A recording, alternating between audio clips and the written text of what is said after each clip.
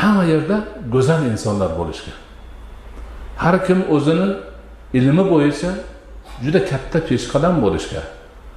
Bu xuddi o'sha namoz o'qish, roza tutish qanday farz bo'lsa, o'zini mutaxassisligini o'rganish shunday farz deb tushunib harakat qilishgan.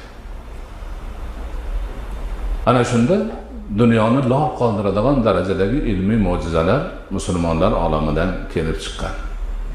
Har sohada buyuk allomalar yetishgan. Uzoqqa bormasdan mana shu bizni o'zimizni yurtimizni oladigan bo'lsak, dunyo hozirgacha tan beradigan buyuk hodisalar bo'lgan. Mana Xorazmda Ma'mun akademiyasi ishlagan deyilyapti. Akademiya degan narsa yo'q edi oldin. Bizda demak bu 1000 yil oldin bo'lgan.